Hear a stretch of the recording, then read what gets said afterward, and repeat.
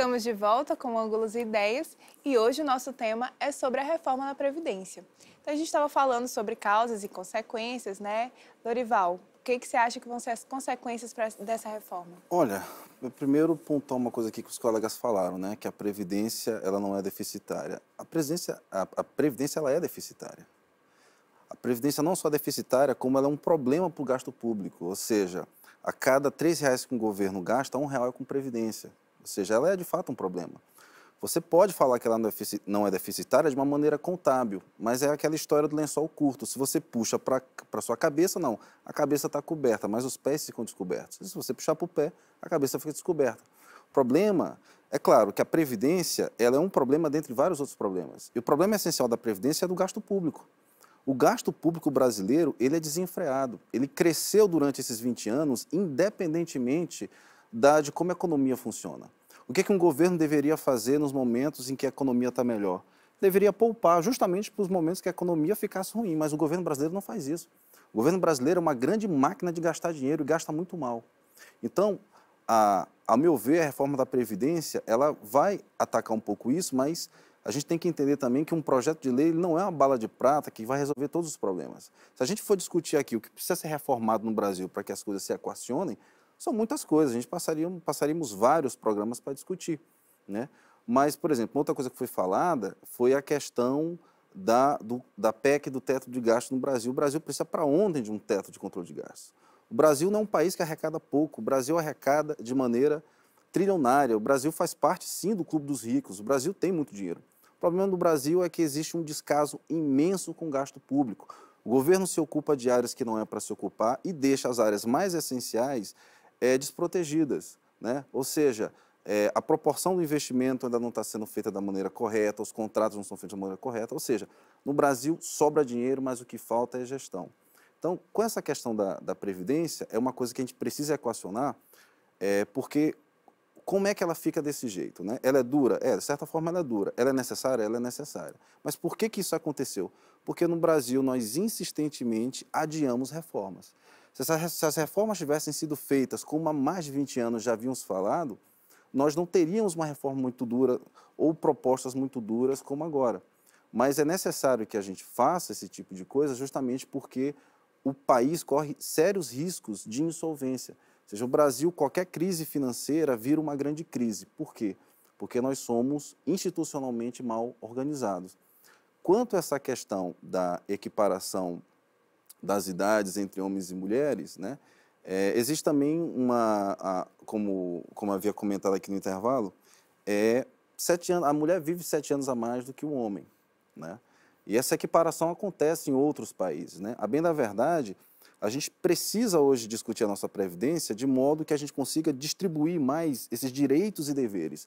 Há um lado inteiro da Previdência que contribui muito pouco. Ou seja, havias falado, por exemplo, que a Previdência ela foi superavitária, mas foi a única Previdência que ficou superavitária foi, no caso, a Previdência Urbana durante uns 3 anos. Mas ela é sempre um problema, porque, repito, a massa que sustenta aquela que fica aposentada, ela é cada vez menor e ela é cada vez menos produtiva.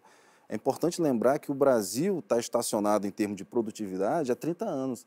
Por exemplo, nós tínhamos uma produtividade igual à da Coreia do Sul até 86. Depois a Coreia do Sul despontou, né? Ou seja, a gente ainda não está preparado para arcar, né? Então, países, por exemplo, de primeiro mundo, eles podem se dar ao luxo de serem deficitários em certas coisas, porque o nível de produtividade e de riqueza deles é alto, né? Eles podem ter uma dívida pública porque o patrimônio deles costuma ser 11 vezes maior do que a dívida pública. Aqui nós não temos isso, né? O nosso patrimônio não chega a ser 4 vezes maior do que a dívida pública. Então, o Brasil precisa, de fato, se ajustar para que no futuro ele não se veja sem dinheiro, porque não existe direito sem dinheiro, e a matemática é simples.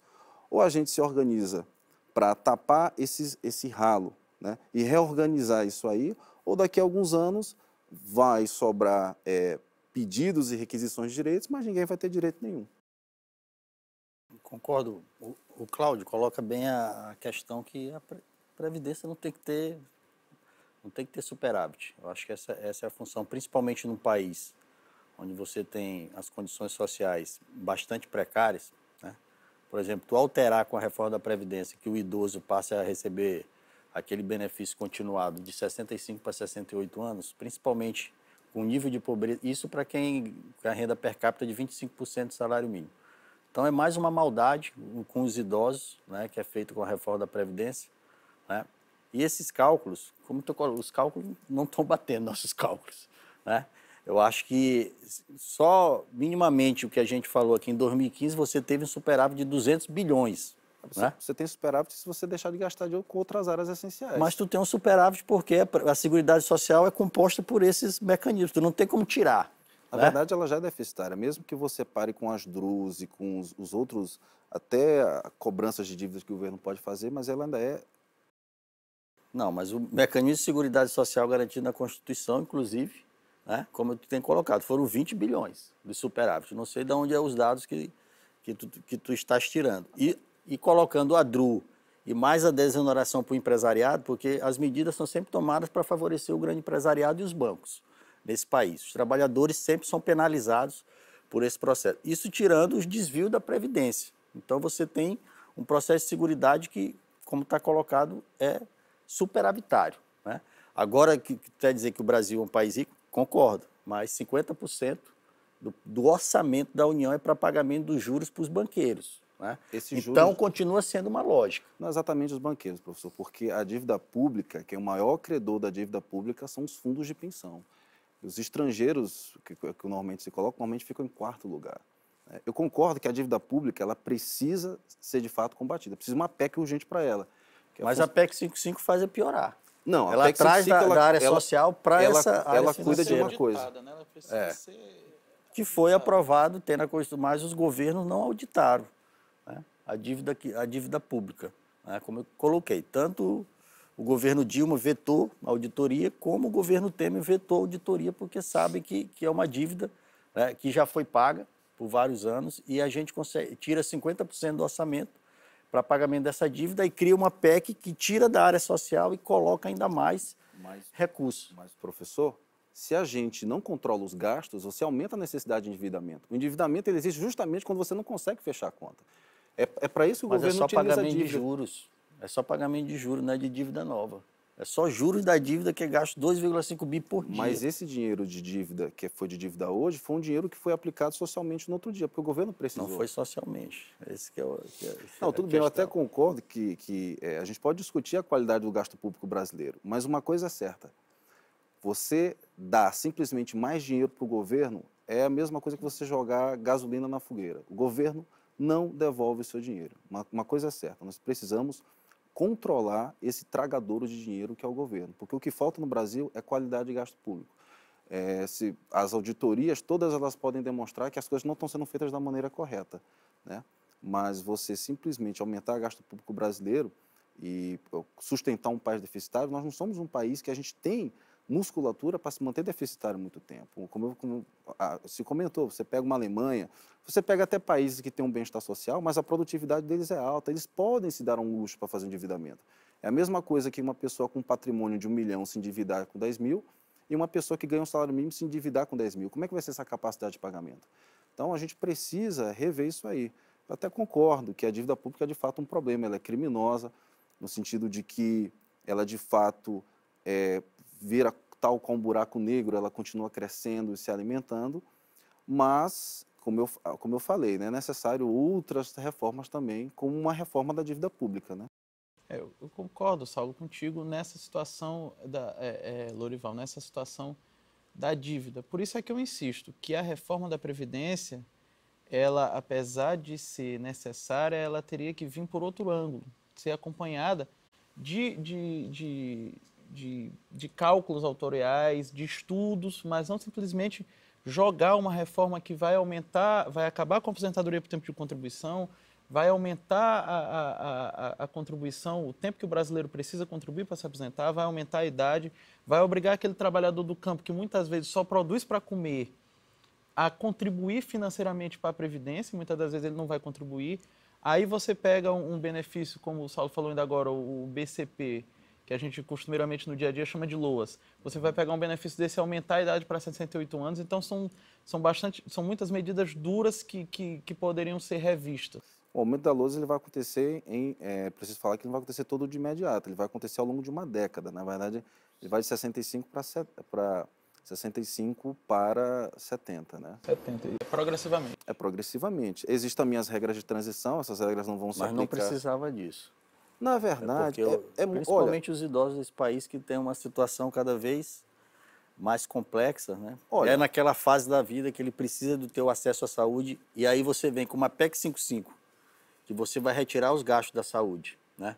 Porque as pessoas vão envelhecendo, muitas pessoas pela situação econômica vão tendo que entrar saem dos planos de saúde, que hoje está todo mundo saindo dos planos de saúde, e você tem com uma PEC que você só pode aumentar de um ano para o outro a inflação, né? Então você num período da vida que você vai precisar da área de saúde, você não vai ter, você vai ter que ter outros gastos, você penalizar essas pessoas. Não, mas olha só, você pode ter mais dinheiro para a saúde e para a educação, agora você tem que tirar de outras áreas, e aí eu posso passar aqui um programa inteiro mostrando onde a gente pode cortar gordura de super salários, muitos privilégios, empresas que dão prejuízo. O que existe no governo brasileiro é o seguinte, existe uma parte do governo brasileiro toda podre, toda gordurenta, gordurosa na verdade, hiperinflacionária, que ela traga dinheiro das áreas essenciais, mas sobra dinheiro. Se você pegar o orçamento do Brasil é trilionário. Né? Você aplicando esse dinheiro bem aplicado, você consegue fazer maravilhas no Brasil. O problema do Brasil é que o dinheiro não é mal aplicado, é muito mal aplicado. E você simplesmente aumentar o gasto público não tem garantia de qualidade. Você pega, por exemplo, um dado no mundo inteiro, o aumento de gasto público e de impostos, ele não costuma regredir, ou seja, o governo sempre arruma uma maneira de gastar, né? E arruma uma maneira de gastar e de tornar esse gasto permanente. 86% do gasto público brasileiro, ele é fixo, ou seja, ele não é discricionário, é difícil até você mexer nisso. Então, o que a gente precisa de reformas, eu concordo, são várias, é reestruturar, mas simplesmente dar mais dinheiro para o governo, porque é o seguinte, esse dinheiro sai do bolso de quem? Sai do bolso das pessoas. As pessoas vão ter que pagar mais. Um dinheiro que elas mandam para o governo, elas deixam de gastar com sua saúde, de gastar com sua educação. O que eu colocaria nessa reforma da Previdência que eu não concordo, eu acho que ela é tímida no sentido de dizer o seguinte, ela está levando todo mundo para um projeto de aposentadoria, que é o do governo, que não é bom. Ou seja, você poderia dar para as pessoas a opção de elas procurarem previdência privada ou de transformar num sistema de Não, as pessoas no Brasil, elas não têm essa opção, elas são forçadas, não, porque então, ou elas correm... O governo está dando essa opção, forçando. Exatamente. Ou as pessoas estão correndo para o serviço privado justamente porque o público não lhe dá as alternativas, não é que o público convida. O público, na verdade, não consegue segurar. E se você pega uma boa experiência previdenciária e boas reformas que o país fez, vamos olhar aqui para o único país da América Latina que vai ser declarado de primeiro mundo, que vai ser o Chile. O Chile fez reformas nos anos 70 maravilhosas no orçamento, enxugou o orçamento. É tanto um consenso entre a direita e a esquerda que o orçamento tem que estar equilibrado. Tem uma previdência hoje quase que inteiramente privada e está muito bem. Mas por que fez isso? Porque conseguiu controlar gasto público, melhorar gasto público e assim deu às pessoas poder de compra e condição que elas possam investir numa previdência privada. O próprio governo, há um tempo atrás, decretou que não conseguiria. Por isso que, acho que em 2010, tentou passar as previdências complementares. Ou seja, o governo já vem sinalizando, o próprio governo, governos anteriores, até anteriores ao governo Dilma, já vem sinalizando que a Previdência não vai conseguir se sustentar no futuro. Então, a gente precisa reformar. Agora, eu entendo que nem todas as melhorias que a gente pode dar para as pessoas vêm diretamente de uma lei de Previdência. Você falou dos idosos, que os idosos mais precisam, por exemplo, é de redução de impostos de produtos básicos e remédios. O governo poderia, com uma canetada em outubro de 2015, na época que Gleisi Hoffmann era ministra do Planejamento, ter extinguido os impostos dos remédios, na ordem de 40%. Ou seja, existem tantas outras coisas que a gente pode fazer, que não necessariamente na Previdência, que a gente pode melhorar a vida dessas pessoas. Agora, a gente também não pode achar que uma lei de Previdência ela é uma espécie de bala de prata que vai resolver todos os problemas. Eu concordo que ela, de certa forma, é dura, que ela é imperfeita, que ela poderia ser melhor. Mas a gente também não está numa situação muito confortável no Brasil. As reformas que esse país deveriam ter feito não foram feitas, elas estão sendo feitas agora. E, a bem da verdade, reformas no Brasil são feitas quase que inteiramente por governos interinos. Porque porque se a gente for discutir se todo mundo vai ficar bacana, se todo mundo vai ficar legal, ter essa unanimidade de todo mundo estar gostando da lei, essa é a coisa mais difícil do mundo. Primeiro que um parlamento é eleito com pessoas com visões diferentes, ou seja, esperar uma unanimidade total para que uma lei seja aprovada, para mim, é uma coisa que não está no horizonte político brasileiro, né? Se vocês puderem me explicar um pouquinho mais sobre essa diferença entre a questão civil e militar dentro da reforma, como é que fica? Os militares não entram, eles vão ser por lei ordinária própria. Há uma ideia de que aumente o período de contribuição dos militares, né? E vocês acham que isso é positivo? Depende, né? Porque se é para ter digamos assim, se é para, de fato, apertar um pouco, que se aperte todo mundo. Você não pode também minar uma reforma colocando também, transferindo peso só para uma parte da população e deixando, por exemplo, uma parte do funcionalismo público, né? Que um funcionário público ele tem um peso na Previdência 10 vezes maior do que um funcionário privado, né? Tanto que até a média salarial para mesmos cargos no serviço público é em média maior 30%. Então, o serviço público precisa de regras que, de fato, não deixam o serviço público muito pesado. Ele, na verdade, é o grande problema dentro da Previdência Pública, né? Ela exclui a Polícia Militar e a Polícia Federal e Legislativa entra numa regra de transição, né? Reduzindo também o valor a idade, né, de aposentadoria mínima, né? Então tem vários outros requisitos, né? Mas a Polícia Militar acabou sendo excluída, né? Então, só para fazer uma análise, as reformas que foram feitas, né, tanto por Fernando Henrique, foi mais no setor público e também com o próprio Lula, né? E nesse momento a regra de transição para o serviço público também é bem pior do que para outros setores, né? Mas você teve também algumas reformas na própria iniciativa privada. Você teve o fator previdenciário para deixar que os trabalhadores não recebam, né? Você teve o fim do fator previdenciário decretado pelo Congresso e uma das últimas atitudes do presidente Lula, apesar de defender o fim do fator previdenciário, foi vetar o fim do fator previdenciário. Por isso que a gente não está discutindo aqui, os governos todos atacaram. Tanto os governos de Frente Popular, né, que fizeram o seu papel, né, e chega um momento que a própria burguesia acha que o governo não vai continuar tendo condições de atacar, troca, né, como foi feito aí com o governo Temer, porque a Dilma, inclusive, antes de sair, fez vários sinais. Ela fez uma mini reforma trabalhista, atacando o seguro-desemprego, a pensão por morte, que é mais uma vez atacada nessa reforma, a pensão por morte. Agora, a viúva ou viúvo só vão poder receber 50% do salário, né, e 10% para cada dependente. Então, ela ataca também novamente. A Dilma atacou e o Temer concluiu esse ataque à pensão por morte. Os trabalhadores que se acidentam fora do trabalho não poderão mais se aposentar com os 100% da integralidade, né? Vão poder só com 70% do seu salário e aí, dependendo do tempo de contribuição, conseguem. E aí, antigamente, era doença contagiosa e acidentes fora do local de trabalho. Não vai mais ser permitido.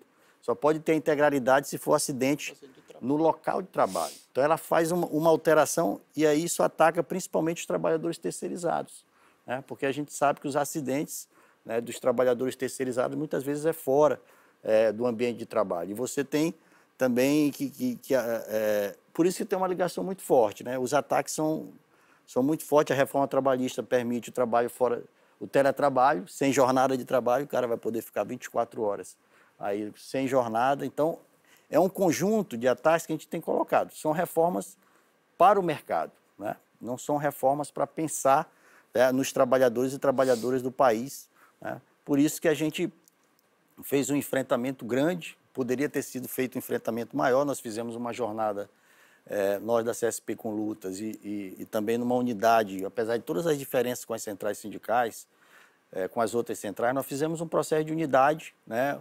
O março, né, que a gente acabou, o 8 de março foi fundamental, o Dia Internacional da Luta, de Luta das Mulheres, né, que além da pauta do machismo e da violência, foi colocada a reforma da Previdência Trabalhista como um ataque duro às mulheres. Depois teve o 15 de março, fizemos uma greve geral, que nós, no dia 28 de abril, desde 89, nós não tínhamos uma greve geral no país, né?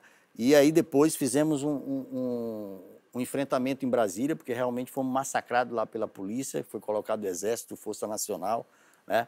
colocamos 200 mil pessoas em Brasília, né? E agora uma nova greve geral no dia 30 de junho. Infelizmente, algumas centrais sindicais resolveram negociar, né, com o governo, algumas cúpulas das centrais sindicais, numa negociação com o governo, outras pensando também muito em 2018. Nós não conseguimos fazer uma grande greve no dia 30 de junho, que deveria ser uma greve maior, mas a nossa luta vai permanecer, né? Inclusive pela revogação da lei da terceirização, né, que foi aprovada, que a gente acabou não falando, que é uma lei da precarização que permite, né, que você tenha trabalho temporário durante o ano todo, podendo ser 6 meses, prorrogado por mais 3 meses, 9 meses durante o ano, não precisa ser na sequência. Então você pode ter um trabalhador temporário, né? Então você mexe com a lógica do capital-trabalho sempre para o lado do capital, né?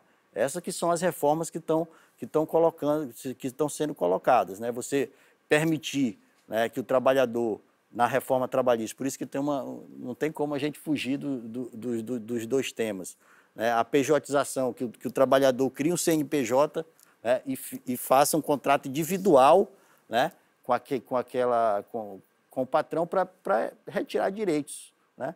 Outra questão, o trabalhador que tem vínculo vai ter que anualmente colocar uma certidão que o empresário pagou tudo certinho, né? Não vai precisar mais ter rescisão no sindicato, pode ser feito na empresa. Então, é um conjunto de ataques, né, que servem para o mercado, para atacar os trabalhadores e trabalhadoras, né? E por isso que a gente tem uma posição extremamente contrária às duas reformas, né? A lei da terceirização. Então, a luta vai permanecer. Nós temos essa reforma da Previdência, deve voltar agora em agosto com mais força, né? Mesmo o governo não tendo força, vai depender muito também da questão política, né? Se vai se trocar, o que é que vai se fazer para ver se o governo Temer já conseguiu passar essa reforma trabalhista, né? Tem algumas inconstitucionalidades que vão ser colocadas no próprio âmbito do judiciário, mas não temos expectativa nenhuma. As últimas decisões do Supremo Tribunal Federal, por exemplo, valer o negociado sobre o legislado, né? Que hoje os trabalhadores podem ter no acordo coletivo direitos a mais do que a Constituição, e agora vai se permitir tudo, né? Reduzir os direitos, vai se poder fazer acordos coletivos que discutam as férias, que já vão ser divididas em 3 vezes, o 13º, a jornada de trabalho, né? Essa jornada intermitente que está sendo colocada, que o trabalhador não sabe quanto vai receber no final do mês, o patrão vai ligar para ele 3 dias antes, você vai trabalhar de meia-noite até as 2 da madrugada e você só vai ganhar as 2 horas de trabalho. Então, é um processo que quando a reforma trabalhista for aplicada, daqui a 4 meses, você vai ter um processo aí nas relações de trabalho bastante complicadas. Eu acho que vai ter uma reação. Nós vamos manter o nosso processo, inclusive pela anulação e revogação dessa lei da reforma trabalhista, e vamos manter a nossa luta contra a reforma da Previdência, porque, mais uma vez, ressaltamos, são reformas a serviço do capital e contra os trabalhadores. Essa não é o processo que precisa ser feito, né? Como foi colocado. Você tem um orçamento enorme, né? Você retira da área social, depois você faz reformas para priorizar o mercado, porque a gente sabe que essas reformas ou saíram da Previdência privada, né, na reforma da Previdência, ou saíram dos empresários, da Fiesp, da Federação do Rio de Janeiro, a reforma trabalhista, como a PEC 55 foi um projeto criado pela FEBRABAN, pela Federação dos Bancos, para quê? Para retirar recursos da área social e colocar na área financeira. Por isso que a gente é totalmente contra e vamos permanecer na luta contra essas reformas, inclusive contra esse governo aí que a gente acha que tem que sair. Eu quero ouvir o Cláudio também, mas vamos fazer um intervalo e voltamos já já.